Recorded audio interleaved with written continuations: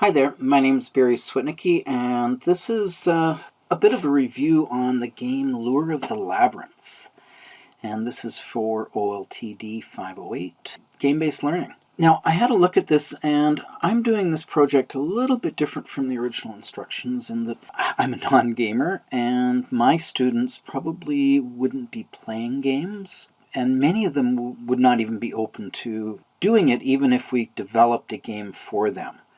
Now, we do bring in gamification principles into our teaching, but this is still a little bit of a leap for them. As I said, I'm doing this assignment a little bit of a different way. I'm doing it as a bit of a review and just what I'm noticing, especially as a non-gamer. I think this is especially pertinent where, kids may be gamers, they may be very familiar with gaming, but their parents and their families may not. Lure of the Labyrinth, what's it all about? I'm just going to click on what's the story, and it gives you an idea, right? So your pet's gone missing, and you'll see as we go into the game, you get to choose your pet. You also get to choose who you are, your avatar, which is sort of your visual representation of yourself.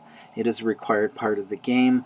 One of the things that also does help with the players, because this can be a multiplayer game, it can be set up with teams at a maximum of 6 in each team, and then with multiple teams, is there's a little bit of mystery, anonymity, although, in a classroom, people are probably going to figure out eventually who is, which avatar.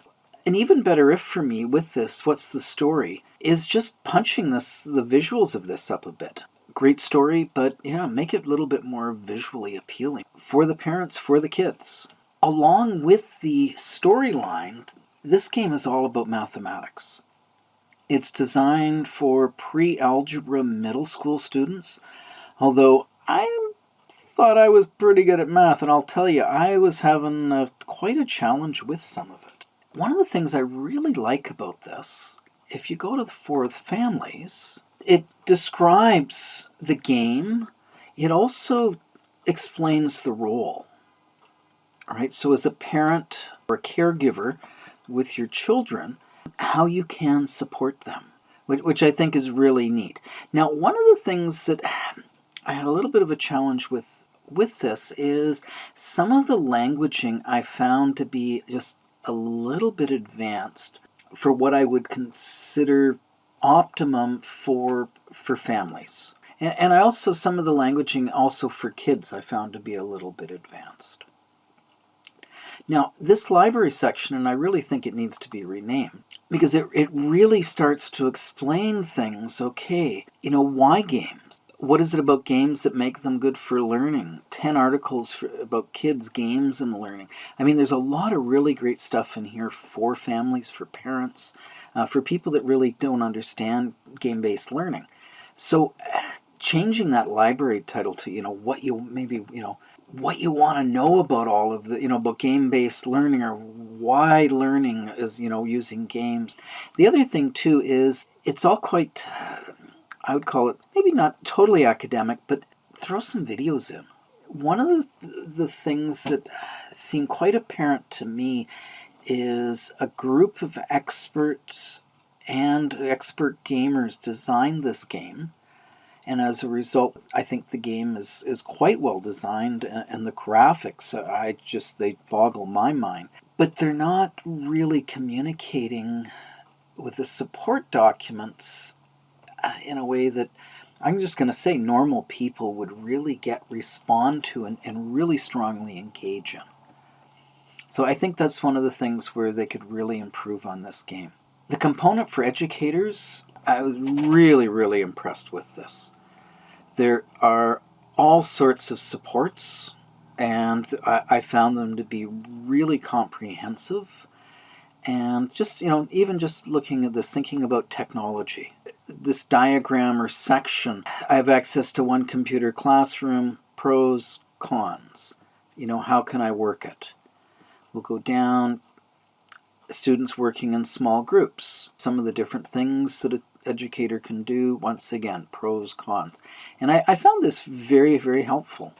And I think especially for teachers that are newer to technology, and even teachers who maybe aren't so new to technology, it just really lays out pros and cons especially. Right, so have access to a computer lab. It also goes into technical requirements. So this game, it lays out for a Windows environment, a Mac environment. I did not test it on a Mac environment. I tested it on Windows PC and also looked at it on an Asus tablet to see how it worked with that. There are explanations about the game, but I think they've really missed the boat in one area, and that is around instructions specifically as you're going through the game, both for educators and for the actual players. For the educator section would be a real clear guide for each section of the game in how it actually works. As I said, this is a math game. There are a number of different sections or rooms where you accomplish things, and there are absolutely no instruction. And I think they just take that component of, failing first and moving forward into solution and success. I think they take it a little bit too far. Before we go any further with the game, I'd just like to bring up some reviews. So this is a review by Graphite. And I gotta say, I do agree. Students will, it really, I think, would pull in students. And once they actually get into the meat of the game, the math component, I think it may be even different from quickly lose their way. They're going to come to a crashing halt. And this seems to be quite consistent in the different reviews that I looked at. It is free. Just an amazing thing how a game like this, with just the design that's gone into this and so much work, so much thought, that this can be free, I think is just amazing. There's also primary focus on math, critical thinking, characters, SEL. The math components, once you understand what you're doing, then I think it really starts to blossom. And two, as it's saying once again, it can be frustrating. And I think especially both students and teachers. And it got some, fairly decent scores. A few comments here. Is it good for learning? Some of the things that draw it in is the narrative, I think, is quite strong. It uses a comic book. I recommend turning the sounds on in that way. I think it also could help students strengthen their reading skills because as you go through the comic panels, you can actually click on them and you'll get audio reading the words that are on the page. There's a lot of trial and error. Yes, helps students with skills. Also, I think it really stops a lot of students in their tracks. The puzzles, they can start off easier, and then they do get more difficult. Just going, Jim Gee's principle of well-ordered problems, right, where there's that sequencing from simpler to more challenging. I think the big thing for me as an educator, if I were using this game, would be to set up instructions. And I would probably do a number of instructions that were set up using screencasts, and also maybe written descriptions with pictures and that. But we'll get into a bit more of that in a moment. Here's another bit of a review on Lure of the Labyrinth. This paraprofessional thought it was great, where some needed a little bit, students needed a bit more guidance. Some were able to go through it and move ahead. And I think Rebecca's bringing up a really important point here. Time. Needing time to get into this game.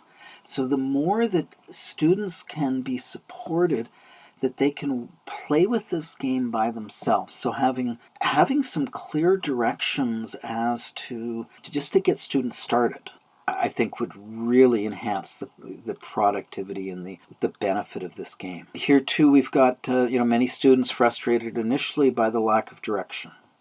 Now they're saying they quickly got invested as they started solving puzzles.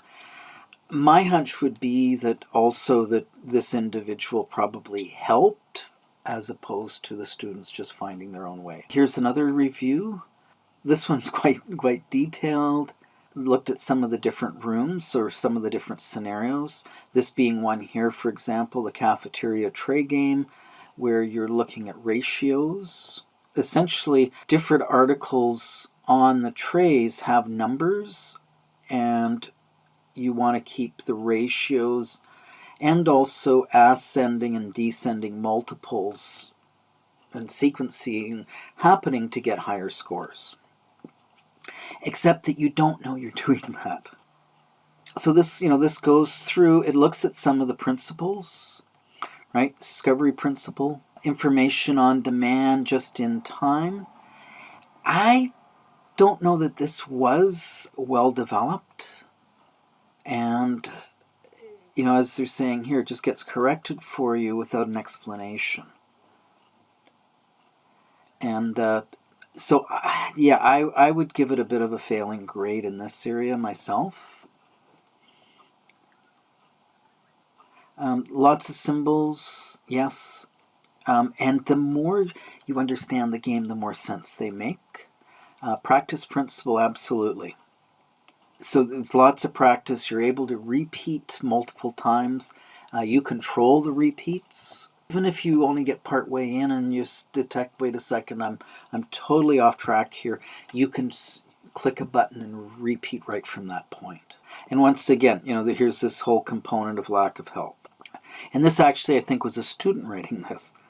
When I went in to register, I registered first as a student using Firefox on a PC, first of all, and then Chrome on a PC. In the registration, the CAPTCHA code did not show up. I was finally able to register as a student on Internet Explorer with the CAPTCHA code coming up, and it allowed me to register. Registering as a teacher, I was able to register potentially on Firefox, Chrome, and Internet Explorer. A fairly significant glitch if students are registering themselves. Now, I almost got an idea that perhaps the developers were aware of this, because the teacher can register the students. And so that's one of the things that I would recommend is doing the registering for your students. And you can, when you register as a teacher, you then get administrator privileges. There's an administration tool where you can go in and register your students, put them in teams, and so that you can do multiplayer play. It can also be done solo. This is an online computer game, so it's not computer based. And as said previously, it works on PC, Mac, seems to work on Android type tablets. Yeah, it seems pretty versatile. We're just gonna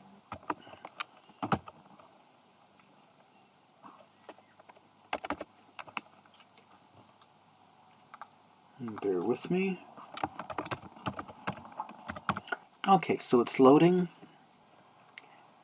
Now, one of the things I found interesting is it can be hard to get back to the home page or the landing page. So this is a case in point. So maybe you reconsider, you want to go back, you want to do something. You would have to use either the back arrow, or if you were further in at times, you almost have to just go back and re-enter the address. Now, with this game, you can play the game or you can play a puzzle. Now, playing a puzzle will take you to one of the scenarios where you can use math. Playing the game, as you're going to see, takes you right into the main storyline. So first of all, you would select a pet. So let's, for example, we'll select Jose. This is Jose's profile. Goes into, Jim G's, I think, co-design principle or customization principle. And also, gets you into the identity. Now, I'm just noticing here that we don't have, and I'm just going to back us up, because once again, it's hard to get back to go back pages.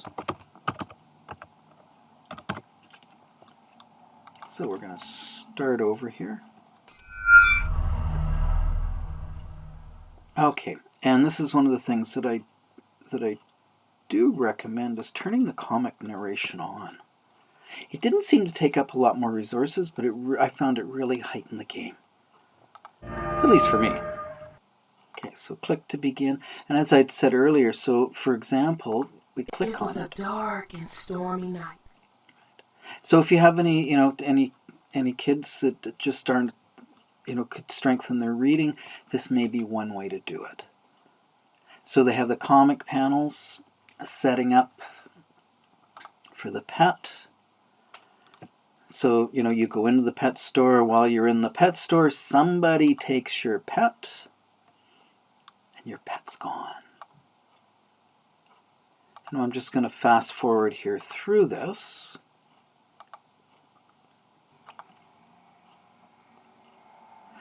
And you're looking for your pet, not having a lot of luck.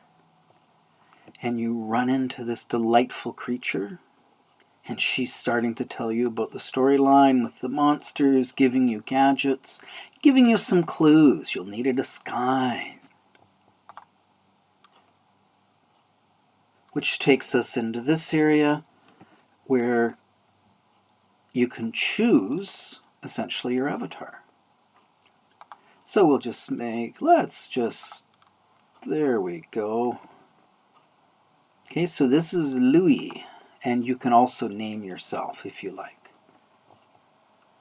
You can enter the factory. Here we have more storyline.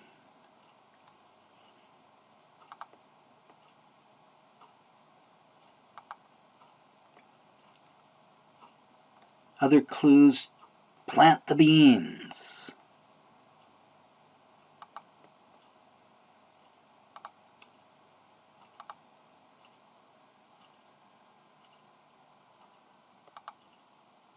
And more storyline. And I'm just going to fast track us here. Now, there's now serving 612. All right, so all through this, there are little clues that are happening. So now this is a room, but it becomes like a discovery room. So you sort of mess around, you look for things, because you're trying to get past this guy, and he's pretty mean looking. You take the skeleton's ID badge. Badge 612? Maybe this will get me in the door. Now, one thing to be said, I've been through this, and it probably took me 20 minutes to find that. Now, somebody used to gaming probably would be a lot quicker. Oh, what's this? And it happened.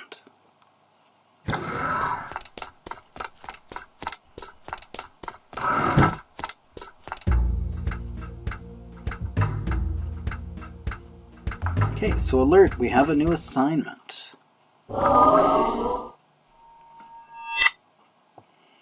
And this is our tasty pet communicator where we find our maps. If you see the arrow here, let's click on this. Horrible resources map. And we're looking for room number A3. And, you look all these different areas. There's the story, which are the story components. Inventory are things you purchase with your points. Some of the different beasts you run into also will give you clues. Your profile, main menu, close. And what we're going to do is we can go down here, we can look. Oh, dead end.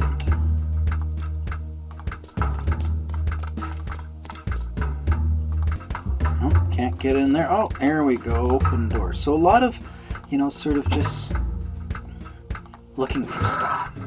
Okay, so we are looking for room A3. You notice pretty direct as you get further in the game. These different rooms get harder and harder to find. Takes a lot more experimentation, a lot more looking. Here we have, back to storyline. Smell. So we're going to fast forward through the storyline here.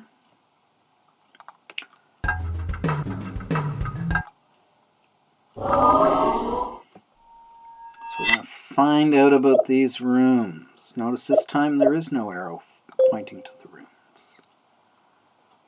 Employee cafeteria. We're going to go to H16. Oh. Let's try it this way. Off we go. Now I know the layout of this already, so I'm going a little bit faster here just to give you an idea. Okay, so H16. Another storyline about the cafeteria.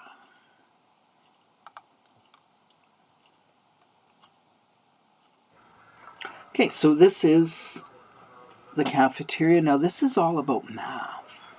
This is all about ratios. It's all about sequencing. And do you see the different numbers? You know, if you click on this, things happen. Scandal. Snake.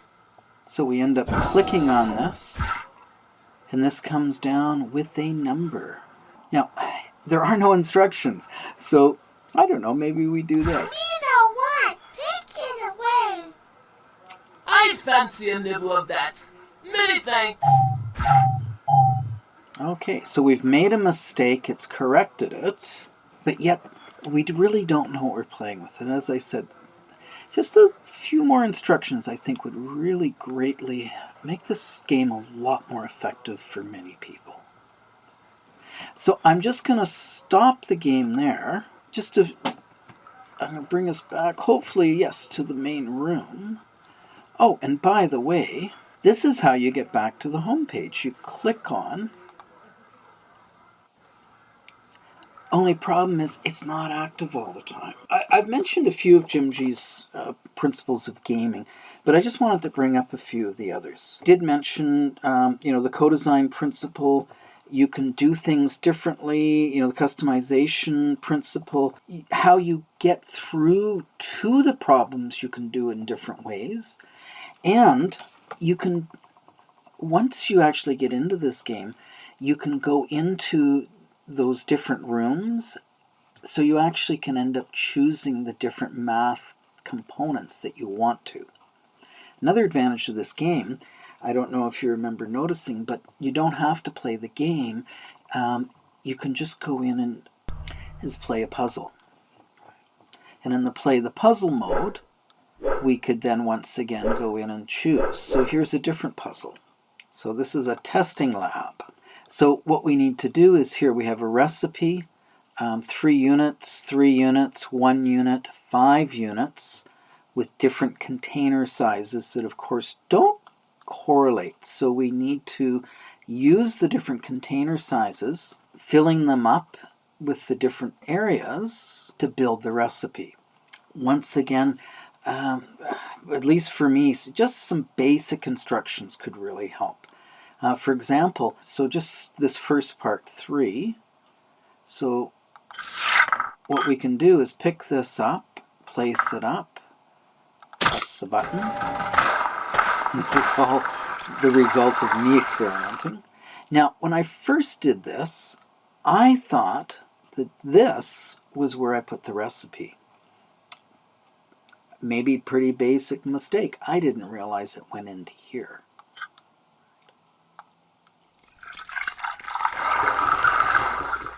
For 6 or 7 times I tried this, I did not get very far until I went actually to Educator's Notes. And then it helped me out. And so, with some just simple basic instructions, just for a starting point, once again, I think it really, really helps. Identity, right? So, and I think this game does a really good job of that, because who doesn't want to rescue their pet? Right? So the storyline is about rescuing pets. Also, too, I think the teacher or educator can really set this game up well in terms of identity with learning new skills and really supporting students to become aware of not only the math skills, but the investigation skills, the critical thinking skills, and how they can, kids are taking that on at an identity level and being able to then transfer that knowledge out in the world. And I think this would be an additional component. is just tying in some of the math skills outside of the classroom, real-world skills. And I think it would really strengthen that learning, that gaming principle. The manipulation component, right? So being able to control, the type of avatar, the type of pet, where you go to, especially with having, if you're not playing the game, being able to go to the different rooms. And as where here you have a choice, playing the game or play an individual puzzle. The other thing I find quite interesting, once you get in the gameways, you end up with a collection of different rooms. Like if you don't entirely finish a room, you can move ahead, which I think is really neat. And because you only need to get it once before another room becomes available. I think this is a manipulation or customization component that is really self-empowering for people. As I mentioned earlier, lots of well-ordered problems, sequencing problems, starting easy, getting more difficult. As you go into the different rooms or different situations, they do become, each time you do it, does become more challenging, and you can jump it up a level to making it even more difficult. The pleasantly frustrating principle, I don't know that this was really well done. And once again, I think it just goes to that initial lack of any real instructions coming in. It also ties into information just in time, given on demand. It's not there. Skills as strategies principle. Lots of practice over and over, and rewards, and starting to understand as you get into the flow of the game. I think that becomes stronger and stronger. I think the systems thinking principle is demonstrated quite strongly with this, and really does support kids and adults to go with that. One last comment that I'd like to make around this, and it was just something that I'd noticed with the reviews. A lot of really, what I would say, sort of, high-powered, gifted people that put this game together, but I'm missing kids. Now, that may just have been an omission in this description, but, this is a game for kids. I don't see in the design where kids got a lot of input into it. Also, too, this is not only a game for kids, it's a game for parents and caregivers. And I think there, as I mentioned earlier, I think there's some areas where the focus on caregivers' family could be strengthened to include them, because, after all, if the family's not on board, the kids aren't going to be as on board. There's just not going to be as much provision made for them to use it, as much support, as much encouragement. And so I think there's a need to get the families on board a little bit more, get them engaged, and get them to try this, because I think, like all the reviewers have said, we need a little bit more instruction. I think the same thing happens with the educators. I think, even though there are very detailed resources for educators, having that really just simple way that an educator can go into a room, sort of get the hang of it, and then either providing just some real quick, easy instructions, just enough to help people get moving, would be one way they could strengthen those resources. As I had said earlier, I think what I would end up doing is creating a series of screencasts for each of those situations or scenarios or rooms, however you want to term it, so that kids could work ahead on their own time. So it wouldn't have to be hooked in as strongly to me having to sort of be there to support kids that get stuck, where they would have resources to go to, and this would end up, just really strengthening some of the learning principles for gaming and game-based learning. Great, thank you. And sorry for the length. Okay, a little bit of a postscript. I found a grade 7 French immersion student from Vancouver Island, Canada, to try the game for me. The storyline, she found it a little bit boring, and she put it kiddish. She thought maybe grade 6s or even younger grades would probably like it a little bit more than she did. She found it quite confusing, and just having some more instructions, she said, would have greatly helped her. And she also said that with the no instructions, she probably would have got frustrated and stopped doing it before she started to figure it out.